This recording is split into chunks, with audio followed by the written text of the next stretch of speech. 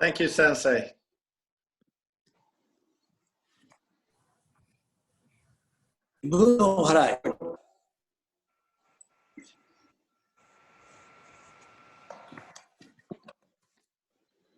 So, Sensei. Great. What shall we chat about? Thank you so much. And welcome everybody to this dialogue session. We will do half an hour first, and then we're going to have a 5-minute break. And then we're going to continue with another 40 minutes on the same ID number and with the same password. So, and we're going to leave the questions till the second session, if you don't mind. And if you, at that time, we can open the microphone for everyone to ask Sensei what you are interested in. But I would like you to ask specific questions to what we are going to talk about. And the theme for tonight or today is Sensei's Shinto shugyo, Sensei's spiritual practice. And wanted to speak to Sensei about his insights into Shinto practices. So I would like to start off, Sensei, if you don't mind me to explain the word shugyo.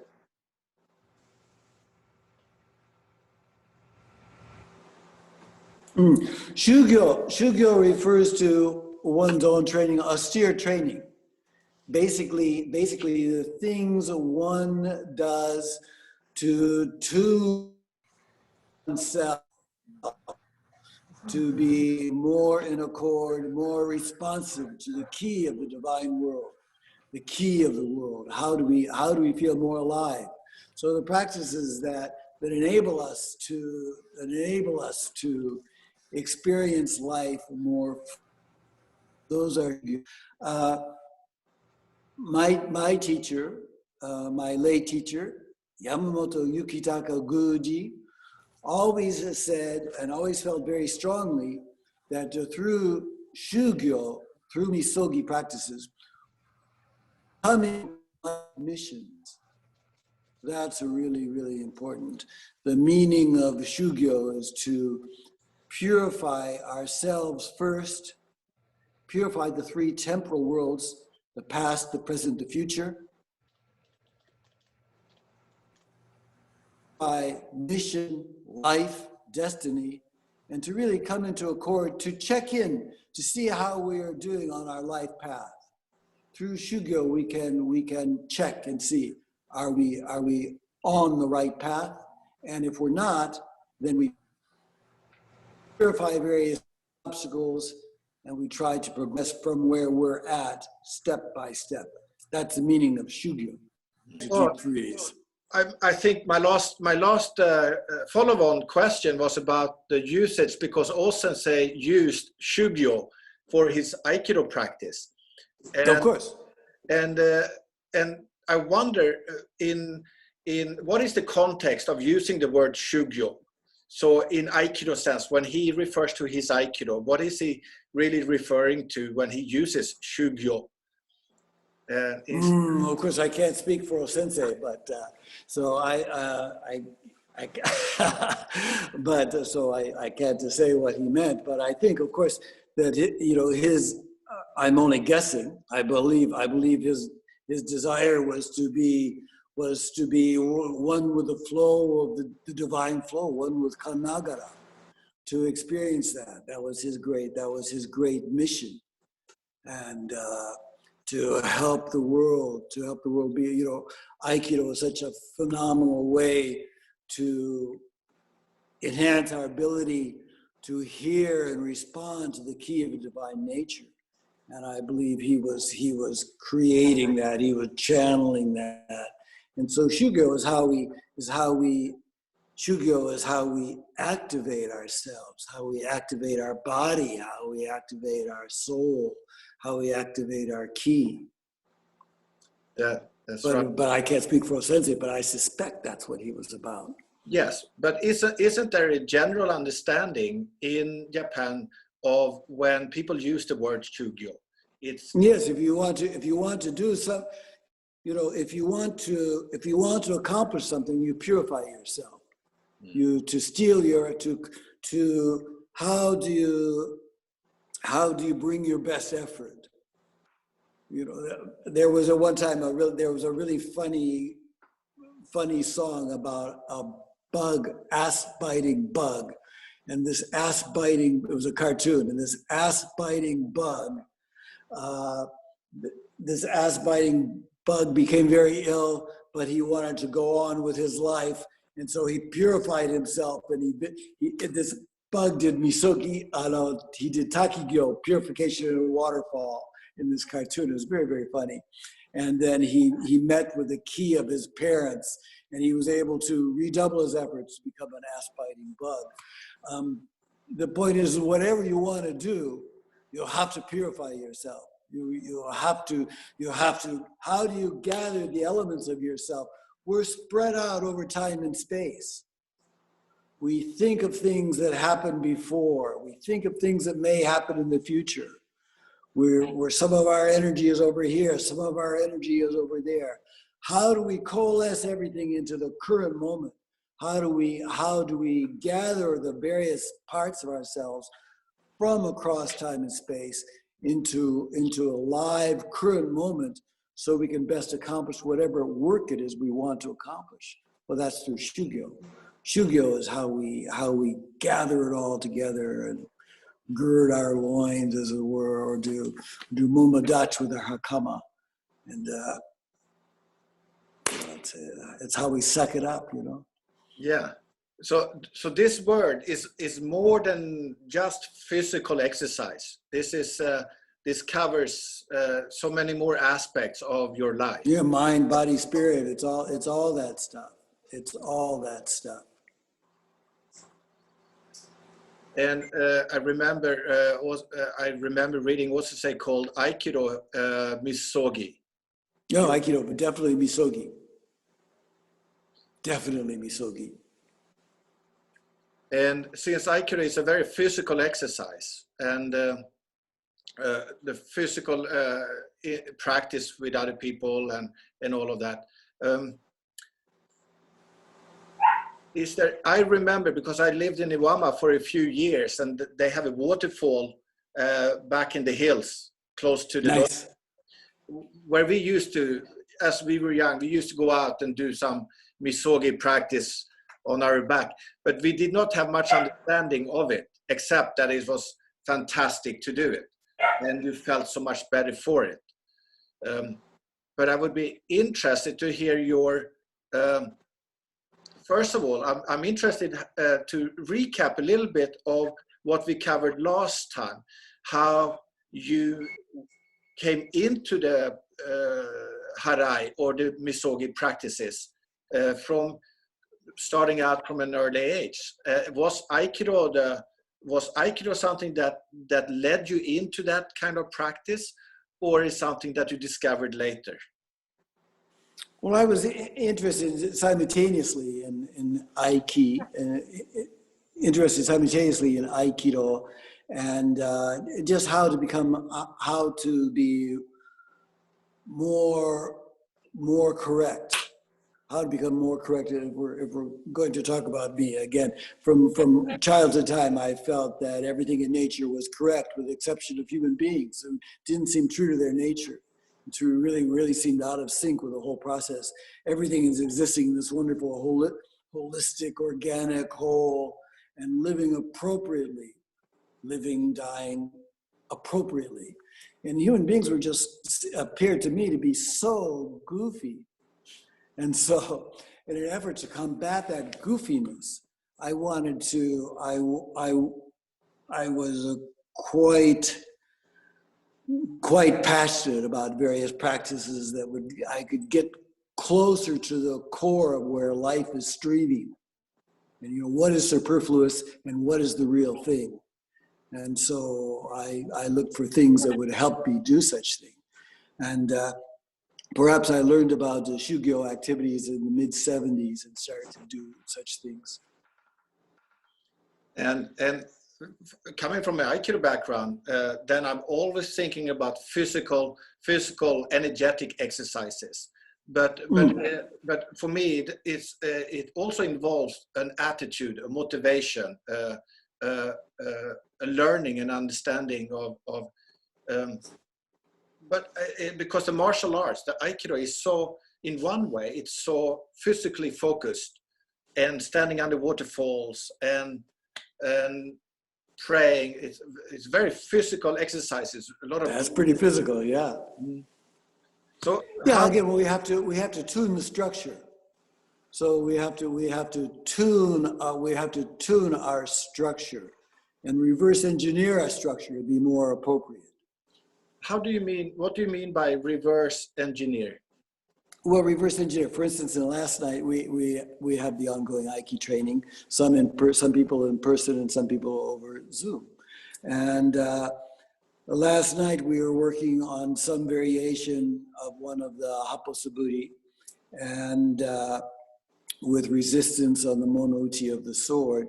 And to really do the movement correctly, to do any movement correctly, it could be, for instance, something like sword movement, or it could be even something like some of the Isogi Jumbi Taiso, like Ame no Torifune no Gyo. To do the motion correctly, it's one way perhaps that we could proceed is to imagine or create the perfect motion and then reverse engineer our structure. How do we connect to that motion? How do we embody that motion? Where are the things that are keeping us apart from that motion? So that would be reverse engineering the structure. Okay. So for instance, in the Budo training, many people know about, like, a karate guy maybe hits the makiwara, hits the target, boom, so boom, you hit that thing.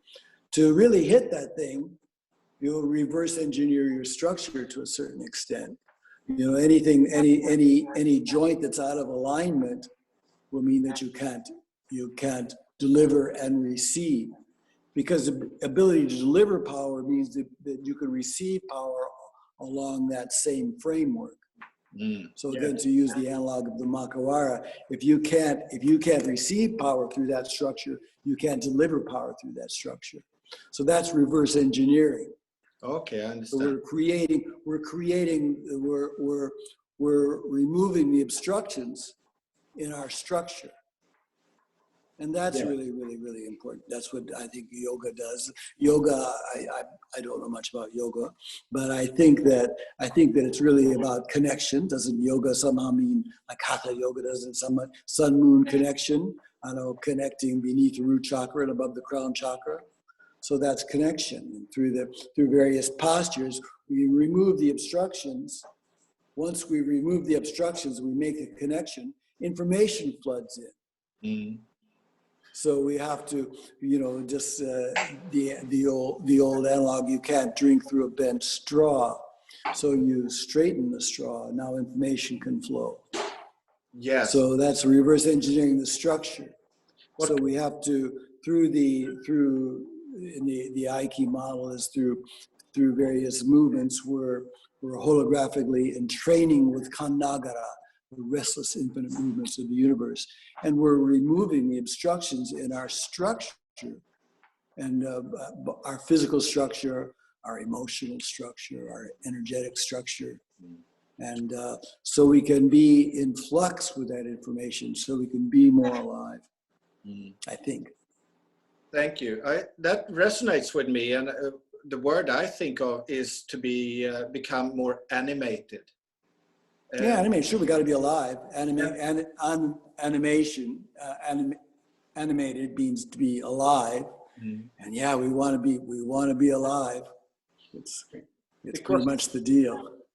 Because I was just watching a Japanese no play or a kabuki play, but in a very Japanese way, in all traditions, very visual. It's very animated. It's very kind of very sensitized movement in order to yes, well, it's interesting that you mentioned both no and kabuki because they're kind of diametrically opposite within theater of Japan, and but they have similarity because they're really getting the essence of life experience.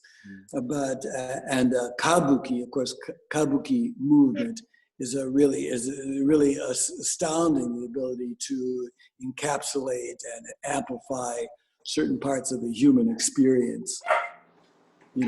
And No does that all in this incredibly internalized, corrected way, and this really intense way. They're both intense but very different. Then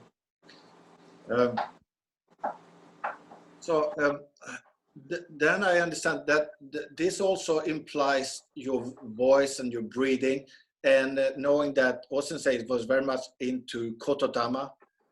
Yes.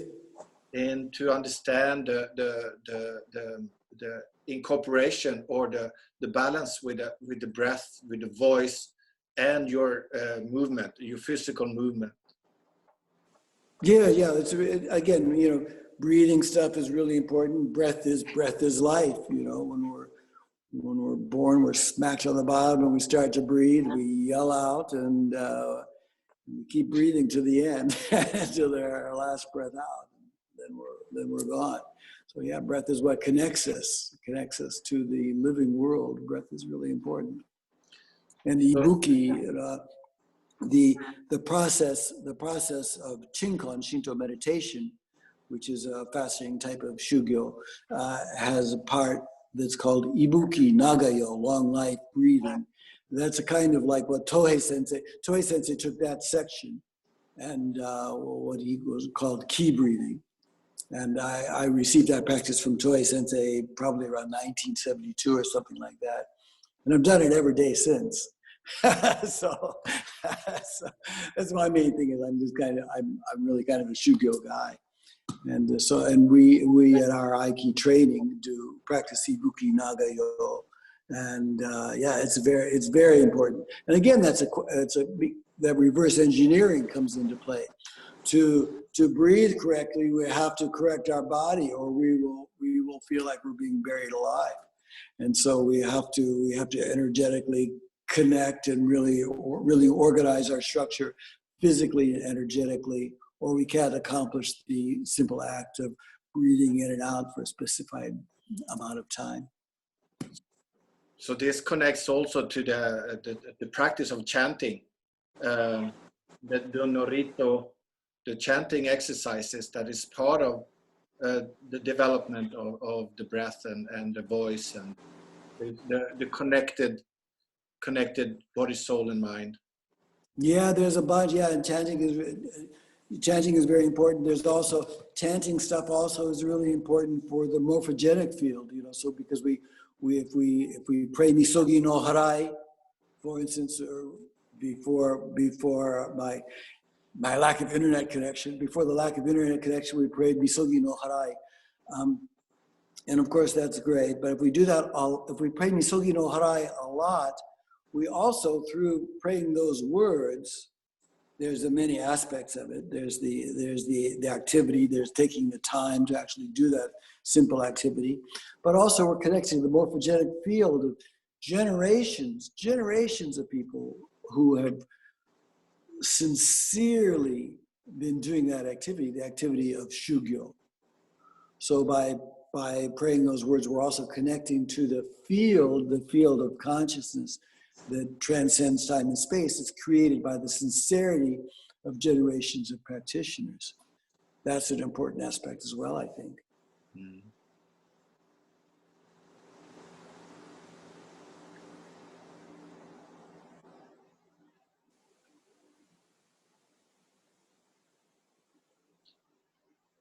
Would you say that since you went to Japan and you took on being a Shinto priest and the practice of that, would you say that Shinto education, Shinto priest education has a great understanding of shugyo in Japan today, and to the practical? Tough call. First of all, when I didn't really anticipate becoming Shinto priest when I was studying in Japan. I just wanted to. In fact, it was impossible because I looked into it around 1986 or 1987, and I learned it was impossible. No non-Japanese person ever received the license of a Kanno Shinto priest. But I was okay with that. I wanted to. I was really interested in practice, and at that time in the 80s, my main focus was learning about O-sensei's process. Of course, I was super into O-sensei, but not into O-sensei like, oh, you did it, you were so great. I was more like, what was his process? Kind of a California word. What exactly did he connect to? What were the methods that he used to connect? And how could I then walk that path in that fashion? So I was really interested in just for myself, just for my own training. So I became the licensed teacher of various things, but it was only because I wanted to learn such things for myself. It was much later that I was offered the license of a Shinto priest, and that was like first time in history for a non-Japanese person. It was kind of a deal at the time. And Sensei, yes. Can you hold that thought, because we're going to complete this first session. Wow, that's fast. We're going to complete this first session. And please begin the next session with this. You can develop these thoughts a bit more. Okay, but you'll probably have to remind me.